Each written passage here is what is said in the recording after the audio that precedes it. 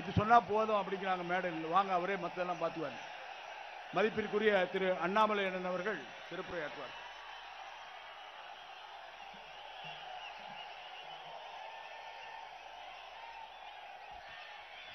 வெற்றிவேல் முருகனுக்கு, வீரவேல் முருகனுக்கு.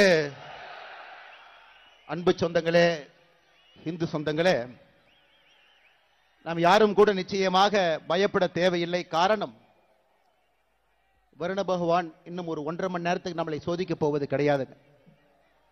இது மலை துளிகள் என்று சொல்வதை விட இது கண்ணீர் துளிகள். மேலே இருந்து பார்த்து கொண்டிருக்கக்கூடிய நம்முடைய மூத்த தலைவர்கள், தானலிங்க நாடார் ஐயாவுடைய கண்ணீர் துளி, வீரத்துறவி ராமகோபாலன் ஐயாவுடைய கண்ணீர் துளி, இதே மண்ணில் தன்னுடைய சித்தாந்தத்திற்காக மதத்திற்காக வெட்டி சாய்க்கப்பட்ட ராஜகோபால் ஐயாவுடைய கண்ணீர் துளி, நான் சார்ந்திருக்கக்கூடிய பாரதிய ஜனதா கட்சியினுடைய மூத்த தலைவர்கள் ஆடிட்டர் ரமேஷ் அவர்கள், எத்தனையோ மனிதர்கள் வெட்டி சாய்க்கப்பட்டிருக்கின்றார்கள், அவர்களுடைய கண்ணீர் துளி, அருமை சகோதரர் சசிகுமார் அவர்கள் உள்ளிட்ட இயக்கத்திற்கு கடைகோடி தொண்டர்களாக ஒரு சித்தாந்தத்தை தாங்கி பிடித்து அந்நிய சக்திகளால் வெட்டி யாரெல்லாம் படுகொலை செய்யப்பட்டார்களோ எல்லோருடைய கண்ணீர் துளியை நாம் பார்த்து கொண்டிருக்கின்றோம். இவ்வளவு பெரிய ஒரு கூட்டம், எழுச்சியான ஒரு கூட்டம், ஒரு மதத்தை சார்ந்தவர்கள், வாழ்வியல் முறையை பின்பற்றக்கூடியவர்கள், நம்முடைய நிலத்தினுடைய கடவுள் தமிழ் கடவுள் முருகபெருமானை மையமாக வைத்து மதுரை மாநகரத்தில் சங்கமித்து இந்து முன்னணி அவர்கள் ஏற்பாடு செய்திருக்கக்கூடிய இந்த கூட்டத்திலே நாம் எல்லாம் பங்கேற்றுக் கொண்டிருக்கின்றோம். இது ஒரு சாதாரணமான ஒரு கூட்டம் இல்லைங்க. ஒரு இனம் தன்னுடைய குரலை உரக்க சொல்லிக் கொண்டிருக்கிறது, தன்னுடைய உரிமையை நிலைநாட்ட வேண்டும் என்று விரும்புகிறது, தன்னுடைய வாழ்வியல் முறையை யாரும் தொந்தரவு செய்யக்கூடாது என்று ஏங்கிக் கொண்டிருக்கிறது. அப்படிப்பட்ட இந்து சமுதாயத்தினுடைய இனத்தினுடைய சொந்தங்கள் எல்லோரும் இங்கே வந்திருக்கின்றீர்கள். பெரியவர்கள், தாய்மார்கள், சாது சன்னியாசிகள், எல்லா மடத்தினுடைய பாரம்பரியம் மிக்க மடத்தினுடைய மடத்தை தாங்கி பிடிக்கக்கூடிய ஆன்மீகவாதிகள் ஐயா எல்லாரும் மேடையில் இருக்கிறாங்க. RSS பேர் இயக்கத்தினுடைய மூத்த முன்னோடிகள் மேடையின் மீது இருக்கின்றார்கள். இந்து முன்னணியினுடைய தலைவர் அண்ணன் காடேஸ்வர சுப்பிரமணியம் அவர்கள் இருக்கின்றார்கள்.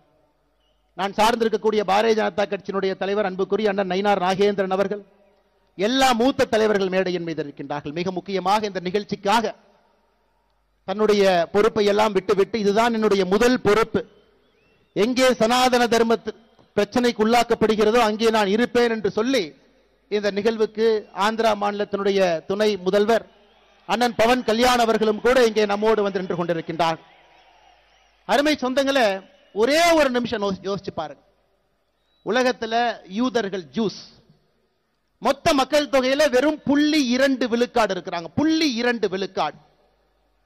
அவர்களுடைய வாழ்வியல் முறையை தொந்தரவு செய்வதற்காக வெறும் 0.2 விழுக்காடு இருக்கக்கூடிய ஒரு இனம் 4 நாடுகளோடு சண்டை போட்டு நின்று கொண்டிருக்கின்றார்கள். 4 நாடுகளோடு. அந்த ஊர்ல இன்னைக்கு போய் நீங்க பாத்தீங்கன்னா அங்க இருக்கக்கூடிய குழந்தைகள் எல்லாம் பள்ளிக்கூடத்தை மொத்தமாக மூடி இருக்கின்றார்கள். ஹாஸ்பிட்டல் எல்லாமே கீழே கொண்டு போயிட்டாங்க, அண்டர் கிரவுண்டுக்கு. அந்த நாட்டை ஆளக்கூடிய தலைவர்கள் இதற்காகத்தான் மக்கள் எங்களுக்கு வாக்களித்திருக்கின்றார்கள், என்னுடைய வாழ்வியல் முறையை யார் தவறு செய்தாலும் வாழ்வியல் முறைக்கு தொந்தரவு செய்தாலும் எதிர்த்து நிற்போம் என்று இஸ்ரேல் நாடு நின்று கொண்டிருக்கிறது. இன்னொரு பக்கம் அமெரிக்காவை பாருங்க. நேற்று அவர்களுடைய விமானம் 37 மணி நேரம் தரையிலே படாமல் பறந்து வந்து இன்னொரு நாட்டின் மீது குண்டை வீசிவிட்டு திரும்ப சென்றிருக்கின்றார்கள். உலகம் முழுவதும் பார்க்கிறோம். ஆனா இந்தியால ஆபரேஷன் சிந்தூர் நடத்தப்பட்டால் சில மனிதர்களுக்கு பிரச்சனை. அதை நாம் நல்லா புரிஞ்சுக்கணுங்க ஐயா. எதற்காக இந்த இனம் இங்கே ஒன்றாக நிற்கிறது, எதற்காக அதனுடைய குரல் உரக்க கேட்கப்பட வேண்டும் என்று இருந்தால், நம்ம ஊர்ல மட்டும்தான் நம்முடைய வாழ்வியல் முறையை தொந்தரவு செய்து ஏப்ரல் 22ஆம் தேதி பெஹல்காம்ல நீ எந்த வாழ்வியல் முறையை பின்பற்றுகின்றாய், நீ இந்து மதமா என்கின்ற ஒரே காரணத்திற்காக 26 மனிதர்களை தனித்தனியாக நிறுத்தி நெத்தி புட்டிலே சுற்று கொண்டு விட்டு இந்த மதம் இருக்கக்கூடாது என்று ஒருவர் நினைக்கின்றார். பதிலுக்கு பதிலாக எல்லை தாண்டி அந்த பயங்கரவாத நாட்டுக்குள்ள நம்ம போயிட்டு வரும் பொழுது மட்டும்தான் நம்முடைய நாட்டில் சில பேர்த்துக்கு பிரச்சனை. நன்றாக உணர்ந்து கொள்ள வேண்டும், நன்றாக உணர்ந்து கொள்ள வேண்டும். இஸ்ரேல் எப்படி நிற்கிறான் பாருங்க, அமெரிக்காக்கார் எப்படி நிற்கிறான் பாருங்க.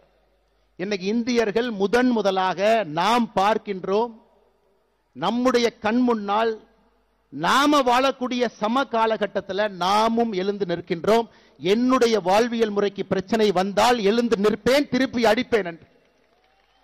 அன்பு சொந்தங்களே, அதற்காகத்தான் இந்த மதுரையில முருகபெருமானுடைய மாநாடு நடந்து கொண்டிருக்கிறது. காரணம், மை ஹிந்து தர்மா, நம்ம அறம் பத்தி நீங்க எதுவுமே சொல்லாதீங்க. This is my bleeding. 2000 if is there need to translate, someone translate, இல்ல யாரா இருக்காங்களா translate பண்றதுக்கு தெலுங்குல?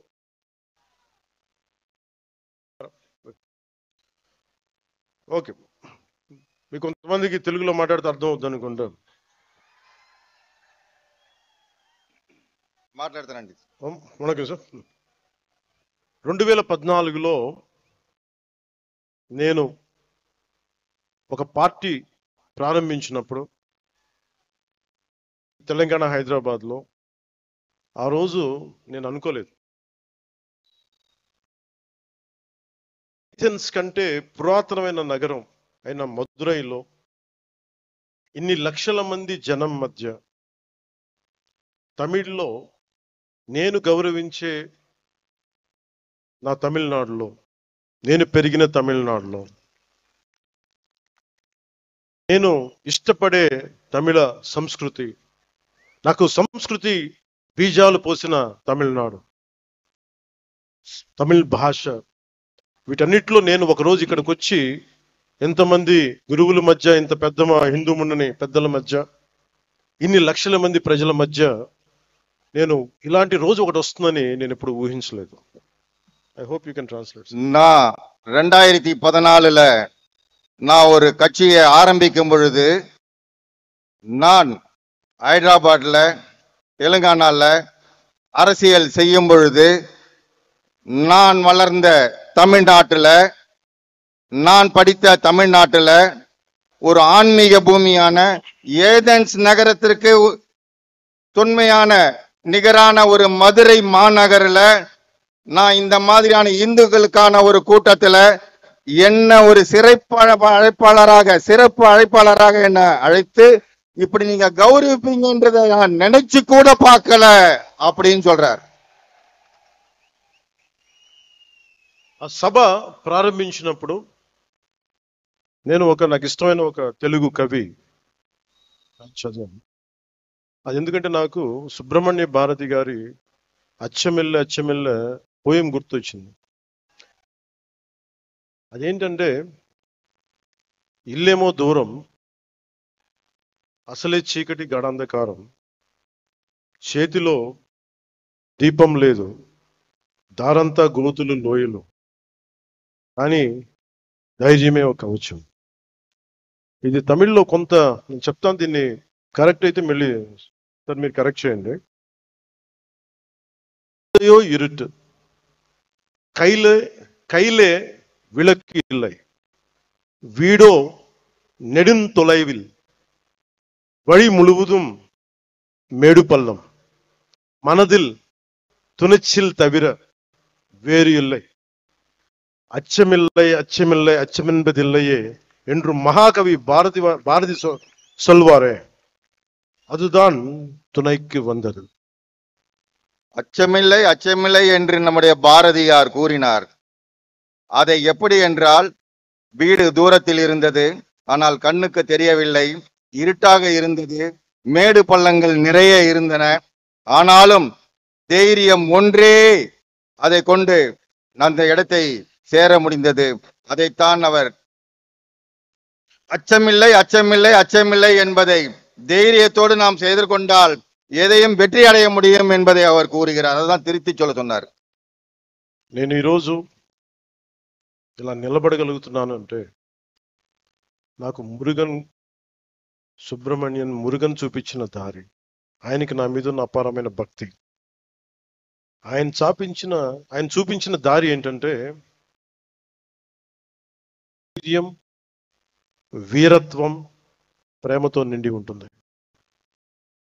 முருகன் என்னுடைய கடவுள், எனக்கு தைரியத்தை கொடுத்தவர் அவர்தான்.